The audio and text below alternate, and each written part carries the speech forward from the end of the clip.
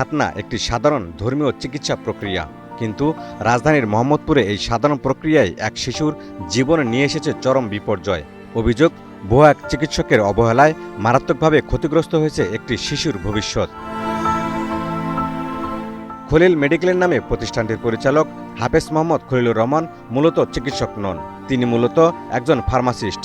হাসপাতালের সাইনবোর্ডে লেখা দেখা যায় অভিজ্ঞ ডাক্তার দ্বারা সুন্নতে খাতনা করানো হয়।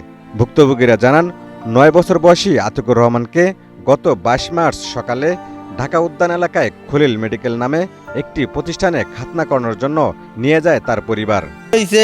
আমার নাতি নিলাম, মুসলমানি করতাম নিয়ে নেওয়ার পরে 11টা থেকে 11:30 বাজে মুসলমানি করতাম নিয়েছি। নেওয়ার পরে আর পুরুষ লিঙ্গ ফুল অর্ধেক দিয়ে কাটতে ফেলার পরে আমরা শিশু মেডিকেল নিলাম। শিশু মেডিকেল বললো যে ডক্টর বলতো লাইফ দিবন করলে শেষ, আর বেলা দিতে আছে, আল্লাহর কাছে আপনারা দোয়া করেন ওই সুস্থ হয়। ছেলেটার বয়স 11 বছর হতে গেল।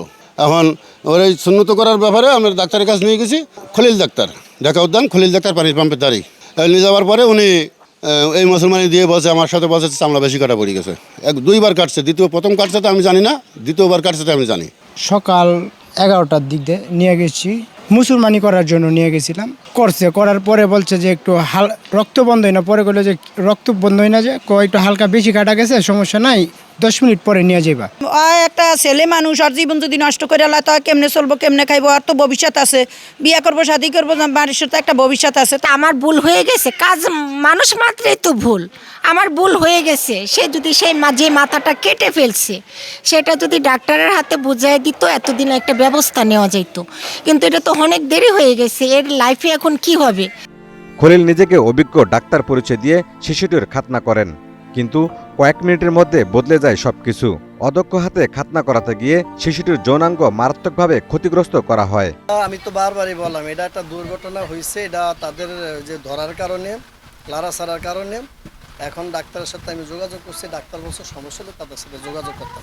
পরিস্থিতি নিয়ন্ত্রণের বাইরে চলে গেলে তাকে দ্রুত ঢাকা শিশু হাসপাতালে নেওয়া হয়। ঘটনার পর থেকে প্রথমে পরিবারকে সালিসির মাধ্যমে টাকা দিয়ে ম্যানেজ করার চেষ্টা, পরে বিভিন্নভাবে হুমকি দামকি দিয়ে আসছিল খলিলের লোকজন।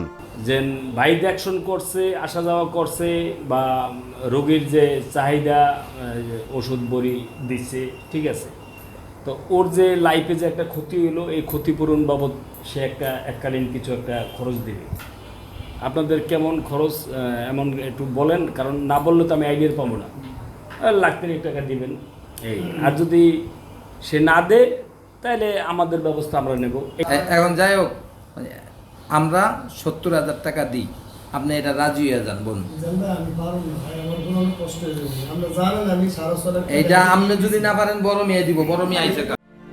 এই ঘটনায় মোহাম্মদপুর থানায় একটি মামলা হলে খলিল মেডিকেলের খলিলকে গ্রেপ্তার করে মোহাম্মদপুর থানা পুলিশ, এবং খলিল তিনি এই ঘটনার প্রাথমিক দায় স্বীকার করেছেন। কিন্তু প্রশ্ন উঠছে, কিভাবে নিজেকে ডাক্তার পরিচয় দিয়ে এমন সংবেদনশীল চিকিৎসার কাজ করে যাচ্ছিল এই খলিল? এলাকাবাসী বলছেন দীর্ঘদিন ধরে এ ধরনের কাজ করে আসছিল কথিত ডাক্তার এই খলিল। পরিবার বলছে এখন তাদের একমাত্র চাওয়া সন্তানের সুস্থতা আর অপরাধীর বিচার। Mohammad Asif, green news, Dhaka.